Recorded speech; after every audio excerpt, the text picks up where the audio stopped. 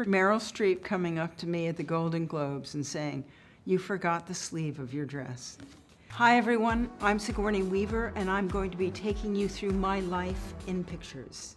This is me in New York City, probably around 1951, before all of you were born. And I'm sitting with my mother, my father, my brother. Those dresses in the old days had a lot of organza.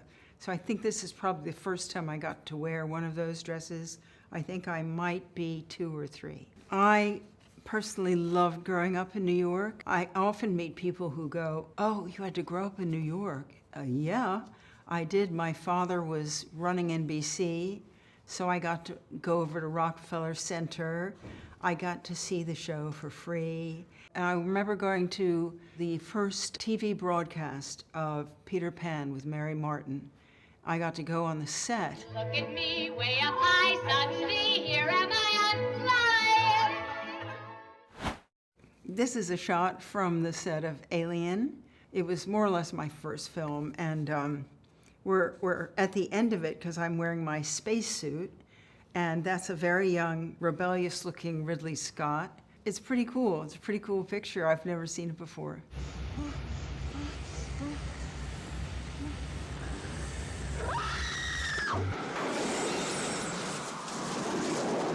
It was a very dark, pretty tense set. Ridley operated with our cinematographer, Derek Van Lint. I was always just with Derek and Ridley in some tiny corner, and they'd be figuring out a way to shoot something in a way that had never been used before. They were very daring and came up with all kinds of innovative ways of shooting and using the camera, very handheld. And I think it's one of the reasons why it still seems so modern and kind of timeless. I mean, I was so lucky. I actually thought that they built all these beautiful sets, because there was a kind of beauty to them, for the actors. It never occurred to me that it was supposed to be for everyone looking at the movie in the theater. It was a great privilege, great cast, you know, brilliant director, wonderful writers. And I loved it because it felt really illegitimate. It didn't feel like a snazzy film. I was from off-Broadway, and it felt like the off-Broadway of movies. So I felt kind of right at home. I've never been able to get through 2001: Space Odyssey. I don't smoke dope, so I think that's a big help to people, but everything is so immaculate. And I think that I felt, you know, Ridley's world was like truckers in space. It felt very lived in, felt very real. It was, and our situation felt more real because of that.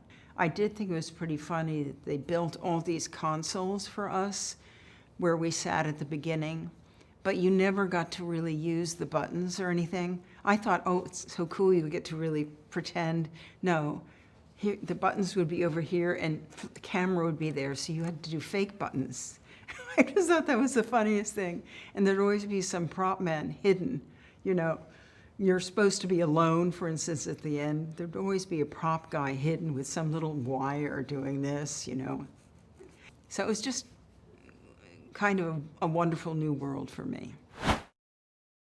This is me playing Ripley, standing next to young Jim Cameron. He was always a very caring collaborator. I had been working very hard that year. I had read the script and really liked it, but I think I'd skipped a lot of the stage directions. So as you can see, I'm holding a big machine gun. And one day I got to the set and they said, "All right, here are your guns." And I said, "I'm sorry, I've been an anti-gun activist since I was in high school. I'm not going to use a gun." And he said, "Haven't you read the script?" I said, "Well, I thought I had."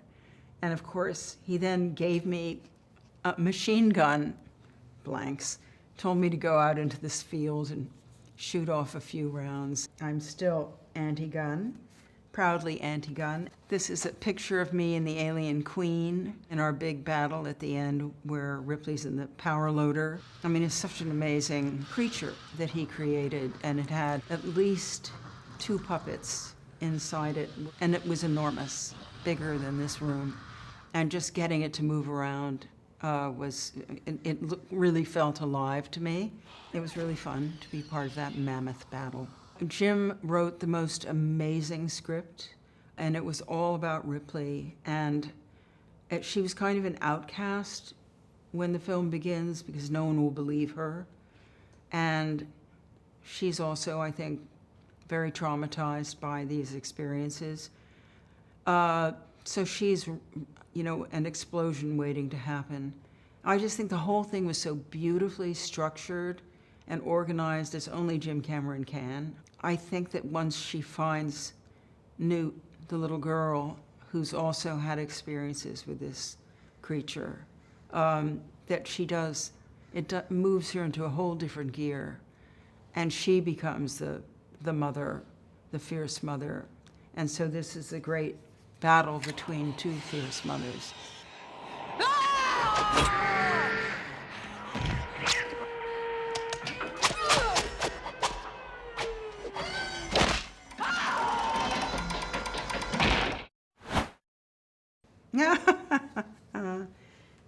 Oh, that's so fun.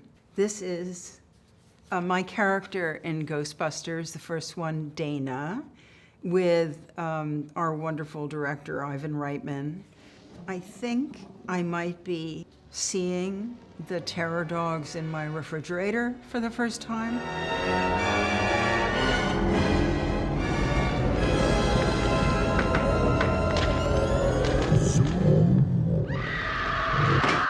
Ivan and I really enjoyed working together. He was so used to the boys who were all geniuses, but I think it was fun for him to work with an actor not from that world. I wasn't improvising usually. I was just dealing with what I was really seeing.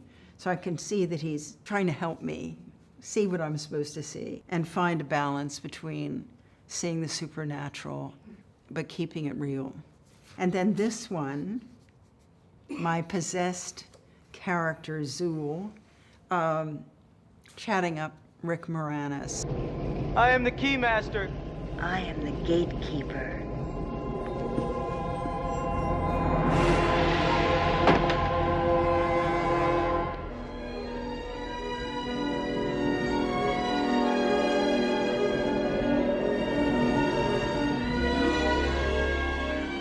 Why didn't we burst out laughing every second?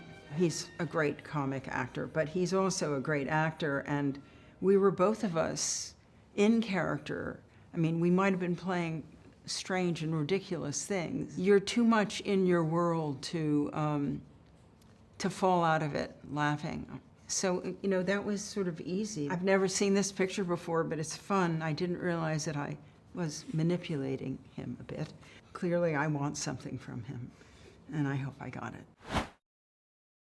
This is a beautiful picture of me in Gorillas in the Mist. I think this is the only time I held a baby gorilla because we tried very hard not to invade the space of the gorillas.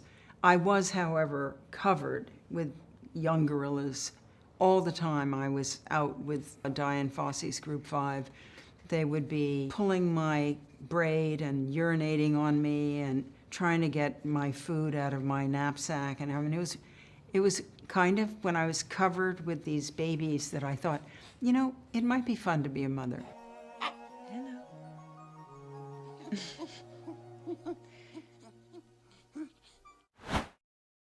We're looking at me and Melanie Griffith and Harrison Ford in Working Girl, which was directed by Mike Nichols. And it's a wonderful movie, I think. It's a great story, a great Pygmalion story. And I play this very nice woman named Catherine Parker, who's completely misunderstood and seems to be the bad guy in this movie. This woman is my secretary. I have had a lot of women come up to me at airports and places like that and go, Catherine Parker, you were wronged. Melanie Griffith was stealing your clothes and your boyfriend, and we can't believe you lost. And I have to say that if you did what Catherine did now, it might be that no one would even notice it. But I loved it. We had Anne Roth costumes, and The great Alan D'Angerio was doing my hair, and it was just a wonderful ensemble. And it was a lot about hair and makeup and costume. But I think that was a very exciting period in the 80s, worth taking another look. I'd love to help you, but you can't busy the quarterback with passing out the Gatorade. Arnie, my hero! I remember Meryl Streep coming up to me at the Golden Globes and saying, "You forgot the sleeve of your dress." I was very surprised and delighted to win the Golden Globe for Best Supporting Actress in Working Girl. I know Catherine would like me to thank all the little people, but she can't remember who they are. It was a delicious part. And Mike Nichols loved Catherine, and so we had a lot of fun. I went on to work with him a few more times. It was just a beautiful, elegant production. And so I was thrilled. I know my parents were there. They were my dates, and so I won. This is a picture of me with Jim Cameron, Sam Worthington, and Joel David Moore, who plays our colleague. We were right at the beginning, I think. It was a great movie. It holds up so amazingly. Great privilege to be part of this franchise. There are 10 to the 12th trees on Pandora. Which is a lot, I'm guessing. It's more connections than the human brain. You know, I don't really think of my career as having a lot of, it happens to be stories set in space or stories with some fantasy, but to me, they're just all great stories. Jim Cameron sent me this script. He really wanted me to play this part. He was quite insistent on the phone. And I remember I'm a fast reader. I try not to read too fast. This thing was so complex. And the things he was describing, the dire horses, the banshees, the this and the that, I'd never even read anything like this, let alone could imagine shooting a movie that would be in this world and have these creatures. It just seemed impossible. So of course I had to do it. And it was a great script, very moving. And now we are promoting 3 and about to bring it out to the public all around the world, and I couldn't be more excited. But I would advise everyone to get 2 sets of tickets.